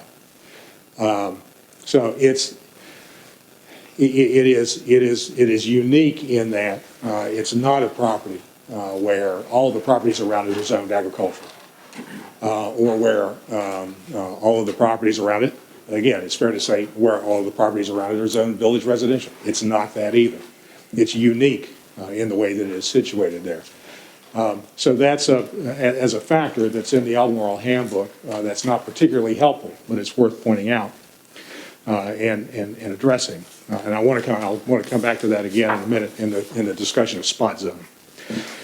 A third category of consideration of the Albemarle Handbook is the trends of growth or change, whether the rezoning is appropriate when you think about the trends of growth or change in the community and in the county. And here I think it's important to point out the overall trend in terms of the village of Sperryville. Whether one of the cases in that section of the handbook talks about where there's been a change in the character of an area. Well, I submit to the planning commissioners that there's been a substantial change in the character of the village of Sperryville, and I only encourage you to think about Main Street in the village of Sperryville. I was having a discussion with another resident of that area a couple of weeks ago, and she pointed out that if you think back to the way Main Street looked and what those properties were used for, most of them, or so many of them, I shouldn't say most, so many of them were residences. They were still houses that people lived in. They were dwellings. Now walk down Main Street in Sperryville today and think about what's there. And I'm not saying this is a bad thing. I'm just encouraging you to think about it. So many of those properties that were residential dwellings 20, 25, 30 years ago, they're commercial businesses now. So there has been a change in the character of the area, not a change in the character of this property. And that's not what this category that the Albemarle Handbook talks about requires you to think about. It's a change in the character of the area. There has been. I heard, again, from a commenter tonight, this idea that's built into our comprehensive plan about infill development. Well, again, I would encourage you to think about the village of Sperryville.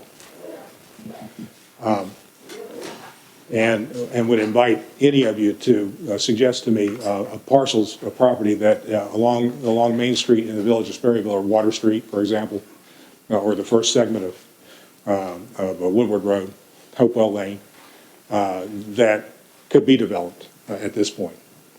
There isn't an opportunity. There isn't a possibility for infill development. It's not there. You've got to come out here, right behind, right at the end of that cross-hatched area that you see on the tax map, for there to be any opportunity for development. And again, that's a result of a change in the character of this area. A fourth category that the Albemarle Handbook encourages you to think about is the current and future requirements of the community. That seems obvious when a board, a public body, is thinking about a rezoning. But maybe the factors that should go into that are not so obvious. I want to give you a few thoughts on that. And for this section, I have to thank the Taylor's daughter, Ms. Rube, who went through in some detail in the comp plan and brought some of these thoughts thoughts out. And I thought they were so important, I wanted to mention them this evening. When we're thinking about what's the current and future requirements of the community, again, the idea, the concept, the vision, I used the word vision. It was, somebody quoted it in some of the materials. For this property is 12 or 13 residential dwellings that because they can be on smaller parcels, naturally lend themselves to affordable housing, and that's not Section 8 housing. That's not the low-income housing that a lot of people think of, although our community probably needs some of that too. But it's houses for folks with low to moderate incomes, and we've enumerated the kinds of young professionals, young families that could benefit from this kind of property. Ms. Roop's initial thought, and remember, you all won't know her, maybe some of you do. She's a public educator in Southern Virginia. And the first thought that sprung to her mind was that these houses could be used as a means of increasing equity. That's a favorite term in our education system these days, equity, in an effort to provide affordable housing for civil servants such as police and educators, minorities, young families, and the like. She points out that according to the description just prior to Table 3.3, it's on page 17 of the comp plan, individuals under age 18 and over age 65 are considered to be dependent. That's discussed in there. This total of 3,000, just slightly over 3,000 individuals account for 41% of the total population of 73 in 2010. Think about that. 41% of the population are dependents under the age of 18, over the age of 65. This highlights that 45% of the county residents are dependent on someone else, meaning that more than 30% of their fixed income or no income, due to being a youth or among the elderly, is a burden on families, whether renting or paying a mortgage, as referenced in the last paragraph on page 58 of the comp plan. It also suggests that racial equity in access to housing could be promoted by this rezoning. According to Table 3.4 on page 19, from 1970 to 2016, the ethnic divide has actually increased by 7.7%. In 1970, 16.5% of residents in the county were non-white. In 2016, only 7.7% of residents were non-white. This could be seen as perpetuating a racial divide and failure to address access to equity by race. Additionally, and I definitely want to bring this out because it's been, again, commented on tonight, affordable housing is required in order to create a consistent and sustainable range of families of school-aged children to attend the public school system. According to the information on page 22 of the comp plan, enrollment in the K-12 school range has dropped from 1,004 students in the 2000-2001 school year to 812 in the 2017 to 2018 school year. That's a net loss of 192 students. A net loss of 192 students. Funding, public funding for the school system, as probably all of you understand, is based on something called the average daily membership, and the locality ends up having to absorb the shortfall associated with reduced student enrollment while still having to cover all those federal and state mandates and provide all those services. That's often accomplished, she points out, through attrition, reduction in force, very rarely on an increase in local funding to supplement. Likewise, affordable housing is needed in order to attract and retain high-quality professionals to the locality in order to provide solid education to students. And she points out we're unable to graduate students that are employable or able to attend and be successful at the post-secondary level. It will be impossible for them to return to this area, raise a family, and find work that affords a livable wage. I appreciated those comments from Ms. Root, and I think that they directly pertain to that category that you're supposed to consider in a rezoning request of the current and future requirements of the community. Finally, the last one, I've already touched on this, so I'll just gloss over it briefly. It's encouragement of the most appropriate use of land throughout the locality. So not just the appropriate use of this land, but the appropriate use of land throughout the locality. And that goes back to Mr. Frazier's comments and why I believe they are very pertinent to that issue. One other case that I would draw to the attention, this is going back to Ms. Roop's comments. I did want to touch on this. It's mentioned in the handbook. It's the Fairfax versus Allman case. That was a situation where it had been noted in the public proceedings and in the trial court that there was a critical need for low and moderate income housing in that community, in this case, Fairfax County, in the 1970s.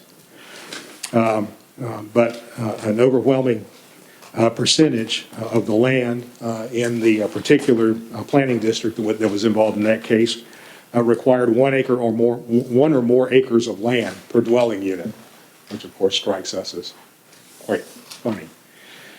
But because of that, the vast majority of housing was limited to higher income families.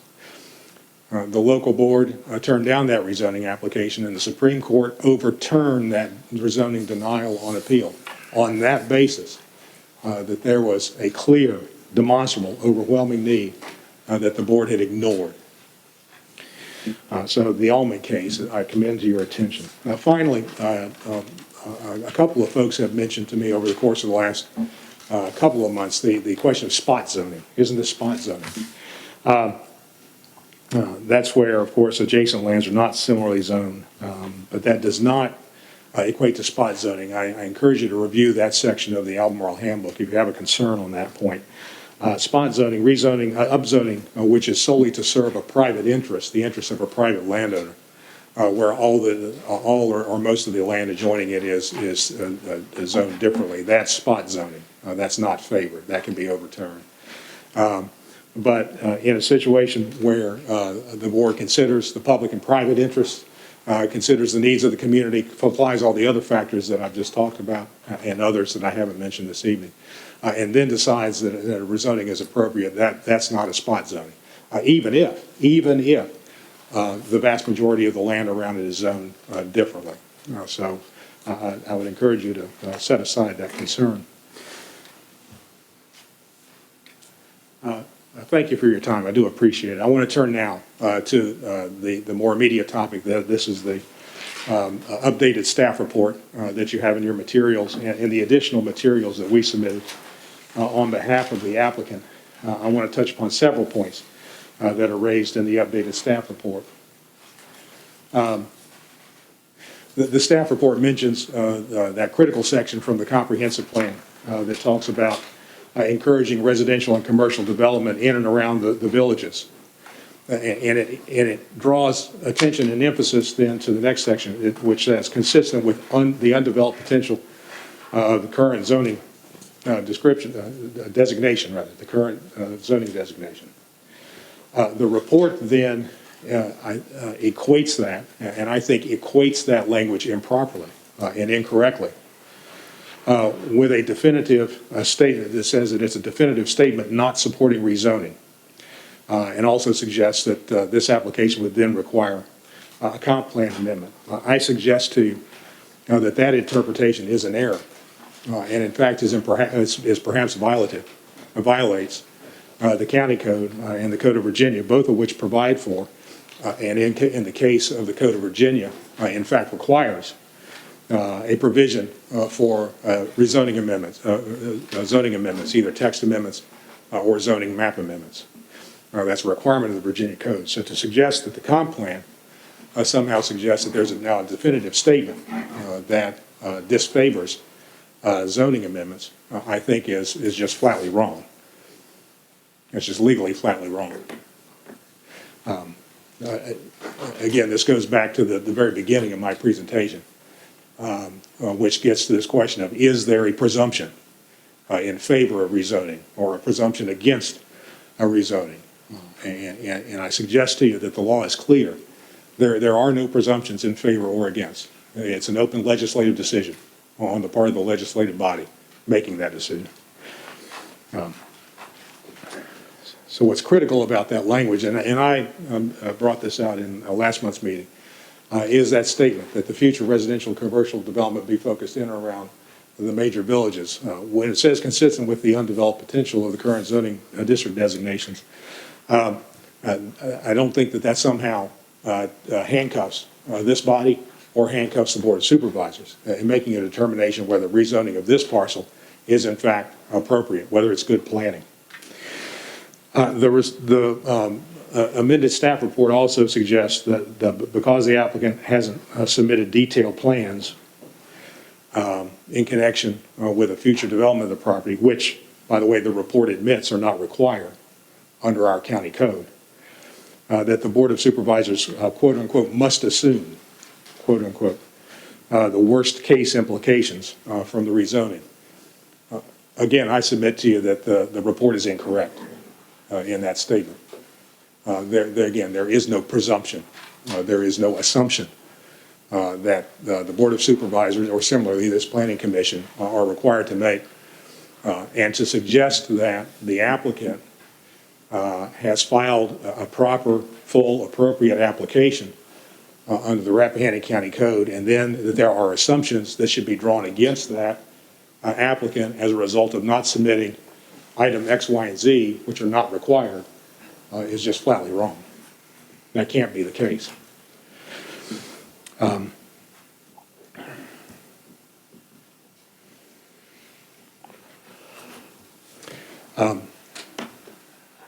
Another reason it would be incorrect for this commission or for the Board of Supervisors to immediately assume the worst case scenario, the worst case implications from the rezoning, is actually, again, made, a point is made by the report itself.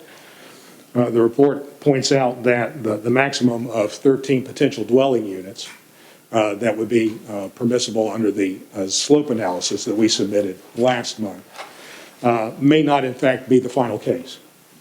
That would be that's the top end, but in fact, because of other factors that are required ultimately in the subdivision approval process, things like open space, the configuration of lots, dedication of land to public streets within the subdivision, all of those, and ultimately, of course, VDOT's determination as to the usability of the entrance on Route 211. All of those could have a huge impact on ultimately the number of dwelling units that are afforded to this property.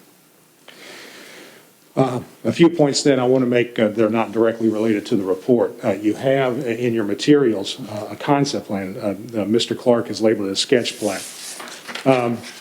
One of the things that we heard loud and clear from the commission members, we'd like to see something. We'd like to have an idea. What could be done with this property? And Mr. Taylor met with Mr. Clark and with my input. We came up with a concept plan. This is just one example.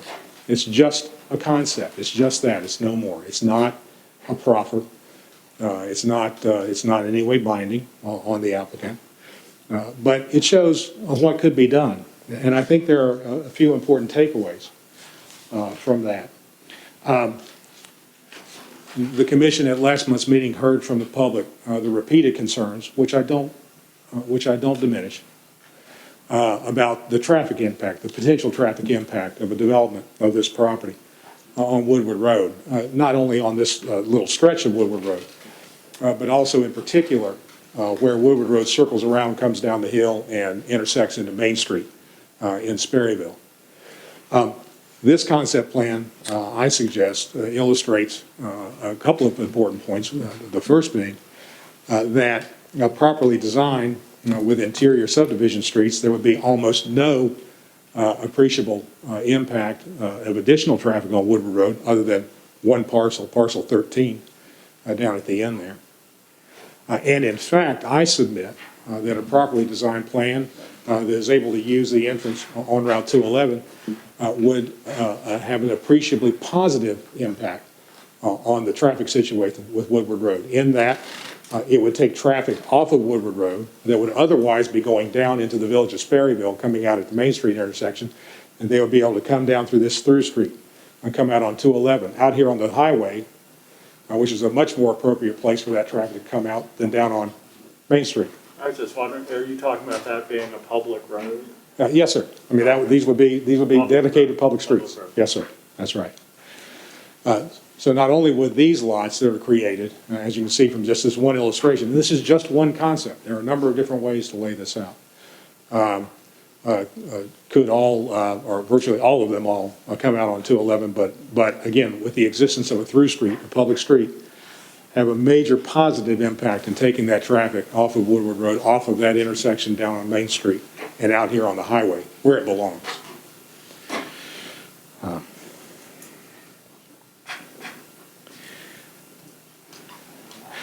We also submitted, again, this was in direct response to some of the comments in the updated staff report, the question about whether this property actually did have the ability to access the bridge. Did it have a frontage on Route 211? This, again, in fairness, the amended staff report was done before this concept plan was available. But this shows that this property does in fact front on Route 211.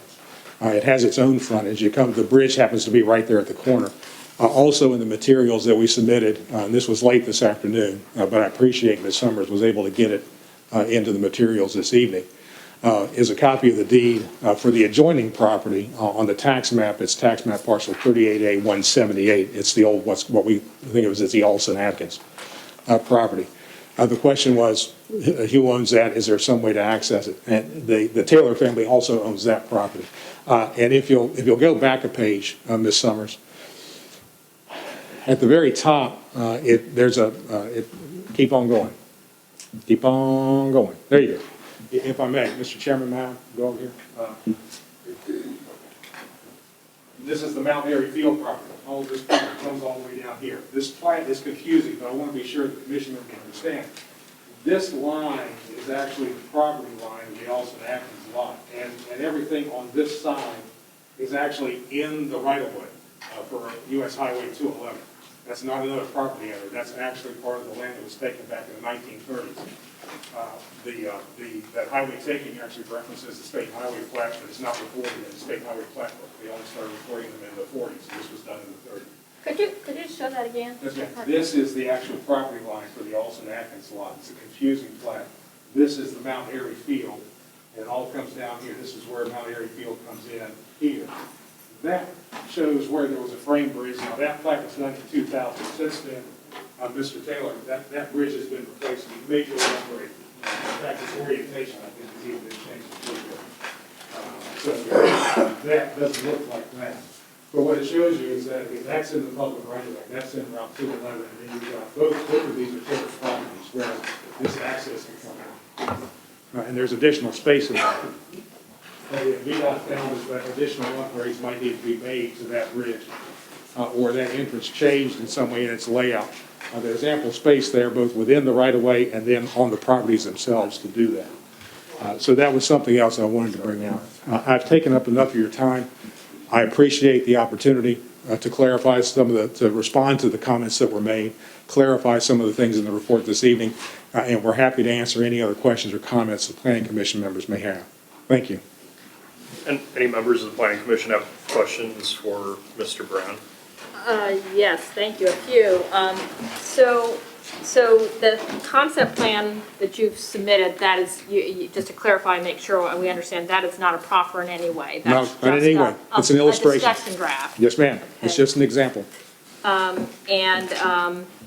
You also don't have any other specific information that you're offering at this time for price levels on these houses, or anything you would commit to, or anything in that No, realm? ma'am. The materials that we've submitted, although general in nature, speak to that, and that's all we have at this time on that. Okay, that's all I have at the moment. Thank you. Anyone else? Mr. Brown, Mr. Atkins was here last month, and he mentioned that he had 3 lots adjoining this property. And if you go back to the tax map, I can show you where they are. yeah, They're half acre.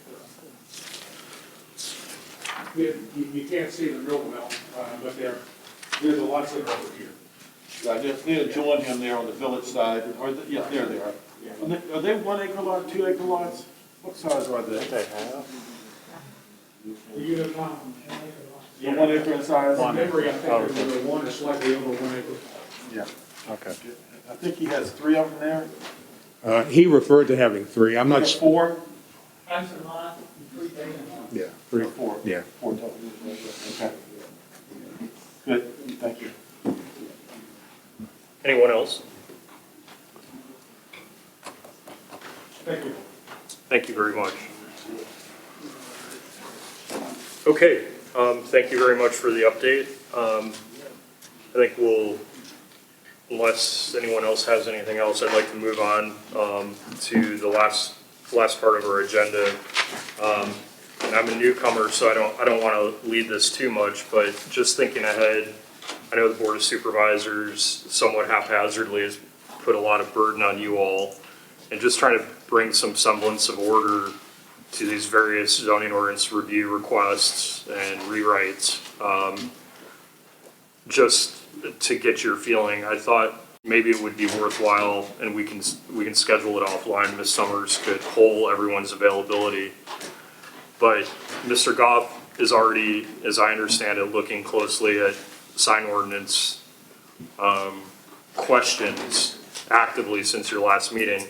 So what I was going to propose is that we agree to schedule a work session, number one, to get Mr. Goff's initial input on the sign ordinance review that he has undertaken, and then second, given the robust record related to the rezoning application about which we just heard, make that a second part of a work session that would be held during the interim period between this meeting and our February meeting. I don't know if that sounds like a good idea, but I'd just be interested in your thoughts on that. I don't want to get in the way of your own planning, but I just would like us to really start tackling some of these zoning ordinance. On this application over the months, you're very attentive to all the county items going on, whether you're attending or watching the video. And, this, I think, is the third meeting that we've had on this. And I know Mr. Sharp from his water and sewer authority, he's been here and has had input. And I think that we should I don't think a work session on this is gonna result in any additional better thoughts or anything. I think we should talk about it tonight, and we can't reach a decision, send it on to the Board of Supervisors with no recommendation, or we make a vote on it and have a recommendation tonight.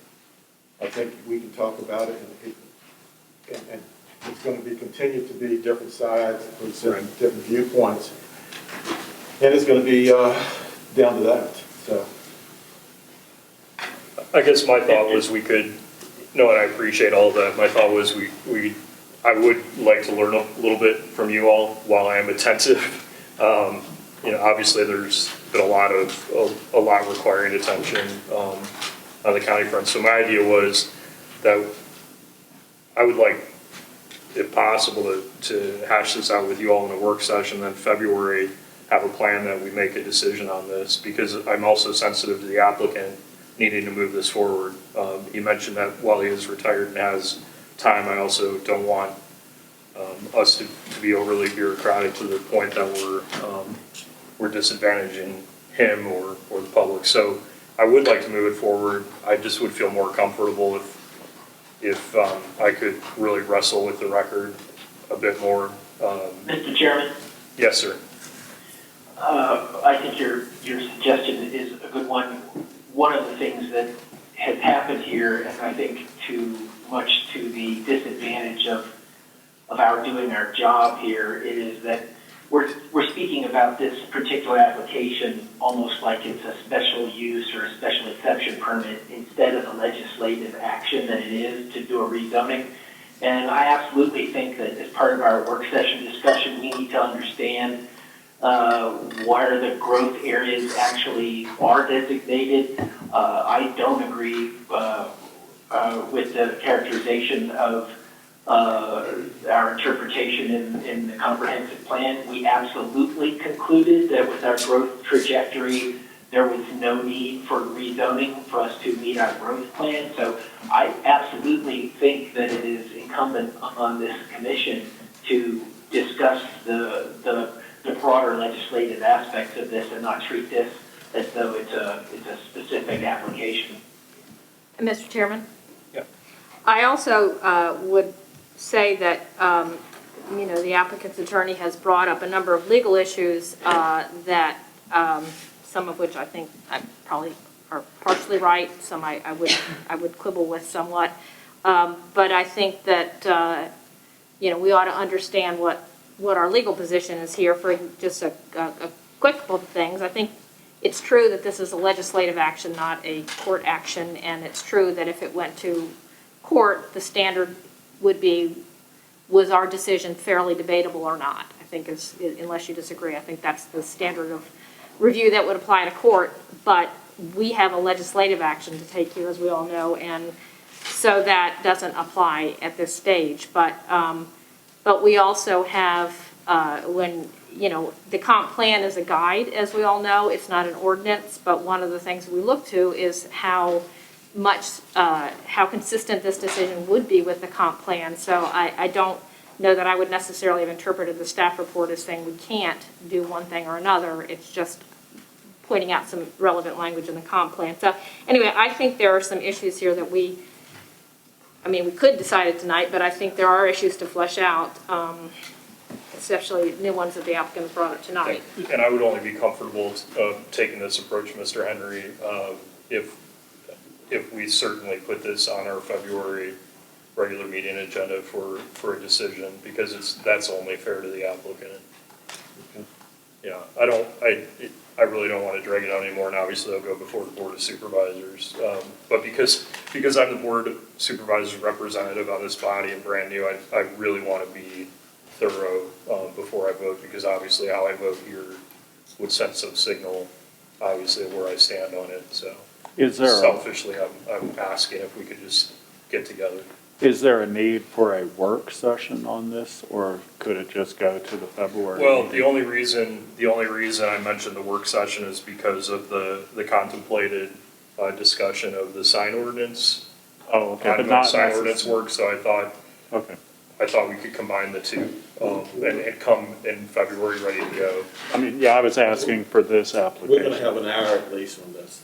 It's Not a work session. Yeah, at least an hour. Because what's happening now is that the comprehensive plan is being interpreted two different ways.